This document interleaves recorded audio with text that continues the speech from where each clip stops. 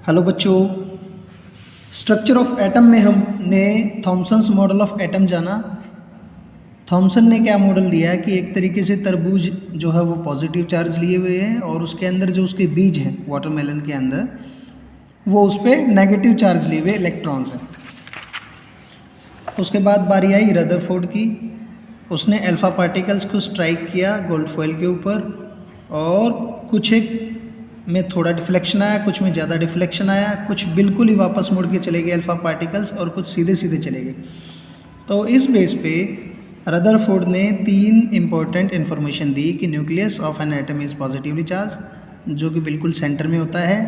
Nucleus is an atom of an atom is very dense and hard. ये dense बहुत ही dense होता है और हार्ड होता है। और थर्ड जो दिया, इसका साइज जो है न्यूक्लियस का as compare to atom it is very small as compare to the atom. तो एटम के कंपैरिजन में न्यूक्लियस का साइज़ बहुत छोटा होता है। जैसे मैंने एग्जांपल दिया था कल कि स्टेडियम के अंदर अगर कोई मटर का दाना रखा हो, इतना छोटा साइज़ होता है कंपैरिजन करें तो न्यूक्लियस के ऊपर थोड़ी सी और बात करते हैं आज। The nucleus is a small positively charge part eight the centre of an atom. Atom के ठीक सेंटर में एक पॉजिटिवली चार्ज पार्ट है जो कि पॉजिटिव चार्ज लिए हुए है। Proton and neutrons taken together are known as nucleons. और न्यूक्लियस के अंदर होते हैं प्रोटॉन और न्यूट्रॉन होते हैं। जब इनको इकट्ठे काउंट करते हैं तो इन्हें हम न्यूक्लियॉन्स कहते हैं। The volume of nucleus of an atom is very small as compare to the volume of extra nuclear part of the atom. और जो न्यूक्लियस की वॉल्यूम है, जैसा यहाँ पे मैंने एग्जांपल दिया है, एटम के कंपैरिजन में वॉल्यूम इसकी बहुत कम होती है, ठीक है। और जो टोटल मास होता है एटम का वो इंटायरली न्यूक्लियस पे डिपेंड करता है, क्योंकि इलेक्ट्रॉन्स के मास को हमने नेग्लिजिबल माना था कि बहुत कम मास होता है, इसलिए उनको हमने कंसीडर नहीं किया था। उसके बाद बारी आई रदरफोर्ड की। अर्नेस्ट रदरफोर्ड ने जो मॉडल दिया इस बेस पे, on the basis of alpha particle scattering experiment Rutherford gave a nuclear model of atom. तो उसमें क्या क्या खासियत बताई उसने, मॉडल क्या क्या कह रहा है। An atom consist of A positively charge dense and very small nucleus containing all the protons and neutrons।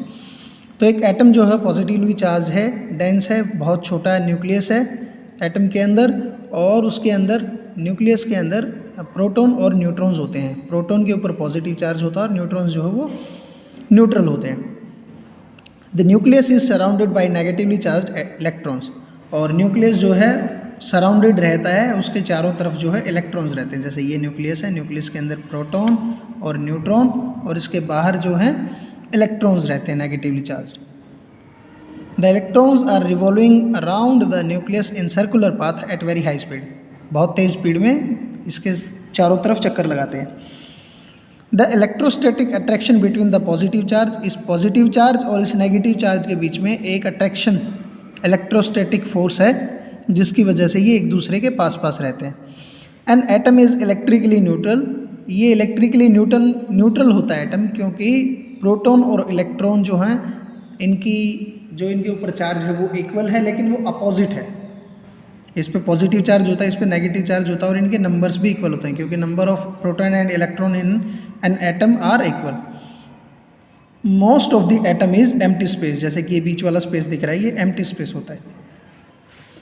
The simplest atom is that of hydrogen. Hydrogen पे देखो एक प्रोटॉन होता है, प्रोटॉन न्यूक्लियस के अंदर ये रहा पॉजिटिव चार्ज लिए हुए, और एक इलेक्ट्रॉन होता है, इलेक्ट्रॉन इसके चारों तरफ चक्कर लगा रहा है। The nucleus of an ordinary hydrogen atom does not contain any neutron in it. जैसा मैंने शुरुआत में बताया था चैप्टर के स्टार्टिंग में कि हाइड्रोजन के अंदर न्यूट्रॉन नहीं होता है, बाकी सबके अंदर न्यूट्रॉन होता है, सिर्फ हाइड्रोजन में न्यूट्रॉन नहीं होता है। अंडरलाइन कर लेंगे इस लाइन को भी। The next simplest atom is that of helium. उसके बाद जो दूसरा सिंपलेस्ट एटम है वो हीलियम है। उसका स्ट्रक्चर यहाँ पे बना रखा है। 2 प्रोटॉन होते हैं हीलियम में, 2 न्यूट्रॉन होते हैं और 2 ही इलेक्ट्रॉन होते हैं जिसको इसके चारों तरफ चक्कर काटते हैं। ड्रॉबैक्स क्या थे रदरफोर्ड के? जो मॉडल इसने दिया, a major drawback of Rutherford's model of the atom is that it does not explain the stability of atom. इसने ये एक्सप्लेन नहीं किया कि एटम में स्टेबिलिटी आई कहाँ से, कैसे स्टेबल होता है, ठीक है। जैसे कि in the Rutherford model of an atom the negatively charge electrons are revolving around the positively charge nucleus in circular path. उसने कह दिया कि नेगेटिवली चार्ज जो इलेक्ट्रॉन्स हैं ये इसके चारों तरफ बहुत तेज़ तेज चक्कर काटते रहते हैं सर्कुलर पाथ्स में।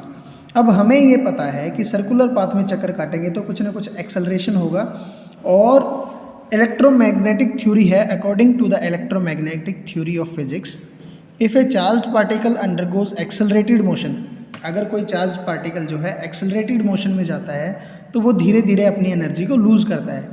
It must lose energy continuously, तो ये धीरे धीरे एनर्जी लूज़ करता रहेगा।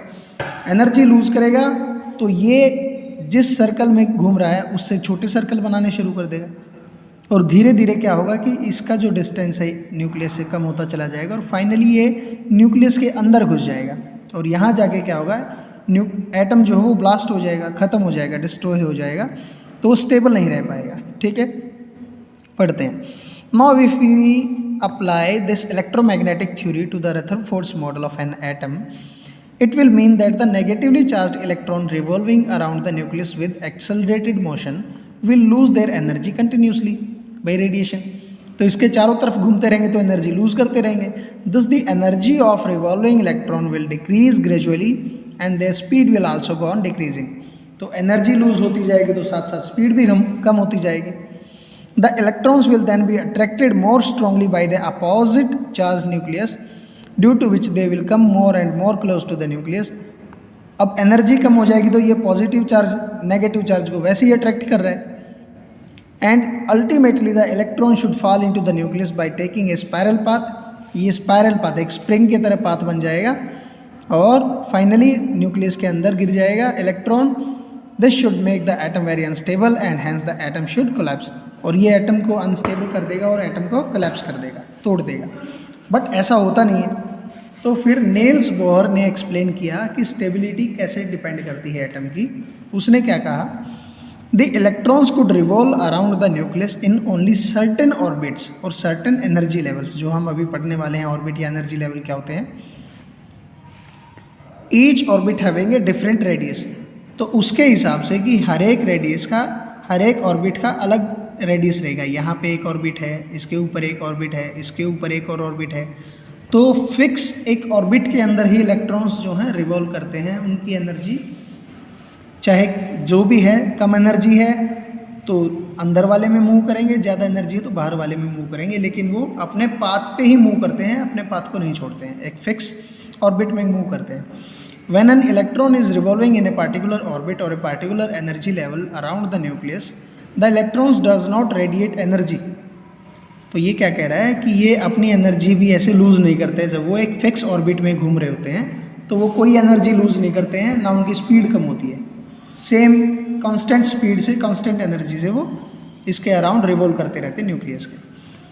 Let's read Bohr's model of atom. An atom is made up of 3 particles, electron, proton and neutrons। Same वही बात। दूसरा, the proton and neutrons are located in a small nucleus at the centre of atom. Proton और neutron जो हैं nucleus के centre पे रहते हैं। ठीक है, ये क्या करते हैं बच्चे कि पुराने वाले जो मॉडल्स हैं उन्हीं को और ज़्यादा रिपेयर करके, उनको उनकी कमियां ठीक कर करके, जो भी ड्रॉबैक्स थे, अपनी न्यू थ्योरी दे देते हैं कि ऐसे होगा, ऐसे हो सकता है। ठीक है, तो इनकी थ्योरी आपस में कुछ कुछ मैच भी होती है, जहाँ पे उनमें कमी होती है आगे जाके ये सुधार देते हैं। The electrons revolve rapidly round the nucleus in fix circular paths called energy level और शेल। तो इलेक्ट्रॉन्स जो हैं न्यूक्लियस के अराउंड घूमते रहते हैं फिक्स सर्कुलर पाथ में। जैसे कि ये फिक्स सर्कुलर पाथ दिख रहा है, सिर्फ इसके अंदर ही घूम रहे हैं। एक ये है, ये तीसरा है, ये फोर्थ वाला है। ठीक है, इनके नंबरिंग भी होते हैं, अंदर से काउंट करना शुरू करते हैं हम हमेशा 1 2 3 4 या फिर K L M N O P ऐसे, इस तरीके से। There is a limit to the number of electrons which each energy level can hold. और एक लिमिट रहती है कि किस ऑर्बिट में कितने इलेक्ट्रॉन्स रह सकते हैं, जो कि हम पढ़ेंगे नेक्स्ट वीडियो में। मोटे मोटे तौर पे जैसे आपको यहाँ पे दिखाई दे रहा है, मैं बता देता हूँ। K शेल में या फर्स्ट शेल में सिर्फ 2 इलेक्ट्रॉन्स आ सकते हैं मैक्सिमम। उसके बाद फिर 8 आ सकते हैं, फिर 18 आ सकते हैं, फिर 32 आ सकते हैं। यहाँ पे लिखा हुआ है, आप इसको पढ़ लें। Each energy level is associated with a fixed amount of energy. हर एक एनर्जी लेवल में एक फिक्स एनर्जी है, उसी के बेस पे इलेक्ट्रॉन्स इसमें लाया करते हैं। अगर इस यहाँ पे जो अंदर वाले इलेक्ट्रॉन हैं उनकी एनर्जी कम है, बाहर वाले इलेक्ट्रॉन की एनर्जी ज़्यादा है। अगर इसको एनर्जी दे दें ज़्यादा तो ये उछल के दूसरे वाले ऑर्बिट में चला जाएगा, या इसकी एनर्जी को हम कम कर दें, इसकी एनर्जी कुछ ले लें इसमें से, तो इसकी एनर्जी कम हो जाएगी, तो ये इस शेल के अंदर आ जाएगा। There is no change in the energy of electrons as long as they keep revolving in the same energy level and the atom remains stable। तो इनकी एनर्जी में तब तक चेंज नहीं आता जब तक ये अपने ही ऑर्बिट में चेंज रिवॉल्व करते रहते हैं। अगर ये ऑर्बिट चेंज कर जाएंगे, इस ऑर्बिट से दूसरे में, दूसरे से तीसरे में ऐसे जाएंगे, तो ही इनकी एनर्जी चेंज होगी। Otherwise the atom will remain stable, नहीं तो तब तक एटम जो है स्टेबल का स्टेबल ही बना रहेगा। तो आज के लिए बच्चों इतना ही, पढ़ाई करते रहें, बाय बाय।